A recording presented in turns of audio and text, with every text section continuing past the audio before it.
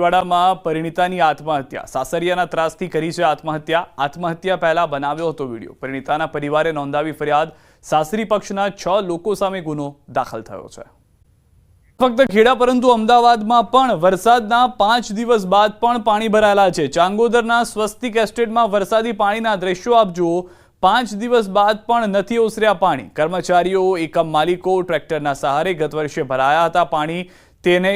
પરિસ્થિતિનો સામનો કરવા માટે અત્યારથી જ આ રીતની પરિસ્થિતિ જોવા મળી રહી છે જે વરસાદી પાણી છે તે નીકળી નથી રહ્યા અમદાવાદ કલેક્ટરને રજૂઆત કરાઈ છે જેટલા પણ લોકો છે ત્યાં આગળ તે લોકો એક જ વાત કહી રહ્યા છે કે અત્યારના તેઓ ટ્રેક્ટરના ભરોસે છે ટ્રેક્ટરની મદદથી આવજા કરી રહ્યા છે એકમના માલિકો જે ત્યાં આગળ આ એકમ ચલાવી રહ્યા છે તેના માલિકો હોય કર્મચારીઓ હોય તમામ લોકો માટે એક જ પરિસ્થિતિનો સામનો કરવાનો વારો આવ્યો છે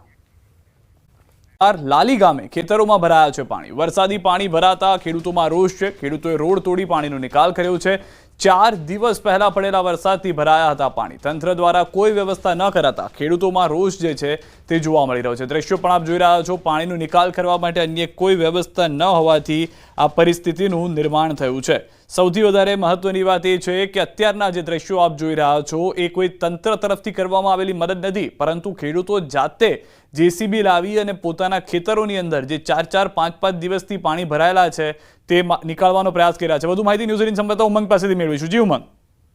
બિલકુલ સિદ્ધાર્થ ચોક્કસથી વાત કરવામાં આવે તો ખેડા જિલ્લાનું છેલ્લું ગામ એટલે કે લાડી ગામ અને લાડી ગામથી અમદાવાદ જિલ્લા દસકો ગામને જોડતો જે સાચો જોડતો જે માર્ગ છે આ માર્ગની આજુબાજુ અંદાજિત 1000 થી વધારે વીઘા જમીન આવી હતી આ જમીન અંદર વરસાદના કારણે પાણી ભરાઈ ગયા હતા જોકે આ પાણી બાબતે તેઓએ વારંવાર તંત્રને રજૂઆતો કરી હતી પરંતુ તંત્ર દ્વારા કોઈ પણ પાણીનો નિકાલ ન કરવામાં આવતા ગામના ખેડૂતો અને ગામના સરપંચ દ્વારા ગ્રામ પંચાયત દ્વારા રસ્તાને તોડી અને પાણીનો નિકાલ કરવામાં આવે છે જી સિદ્ધાર્થ જે રીતની પરિસ્થિતિ છે ઉમંગ આ પહેલા તંત્રને રજૂઆત કરવામાં આવી હતી શું કહેવામાં આવ્યું છે એવી કોઈ જાણકારી બિલકુલ ચોક્કસ છે જ્યારે તંત્ર સાથે ન્યૂઝ 18 ગુજરાતે ટેલિફોનિક વાતચીત કરી ત્યારે તંત્રનો જવાબ એવો હતો કે અમને કોઈ જાણ કરેલ નથી વિભાગના અધિકારી સાથે મારી પણ વાત થઈ તે કહે છે કે અમને કોઈ જાણ નથી પરંતુ ગામના જે ખેડૂતો છે તેઓ કહી રહ્યા છે કે અમે કાંસ વિભાગ અને મામલતદારને રજૂઆત કરી હતી કે સાહેબ આ પ્રકારની પરિસ્થિતિ છે 1000 થી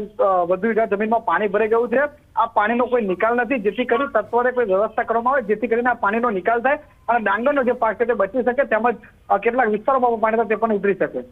આભાર સમગ્ર માહિતી બદલ તો હાલમાં જે રીતે ઉમંગે જાણકારી આપી છે તે પ્રમાણે પરિસ્થિતિ એ છે કે ખેડૂતોએ કંટાળીને અંતે થાકીને આ પરિસ્થિતિનો સામનો કરવા માટે વિકલ્પ નીકાળ્યો છે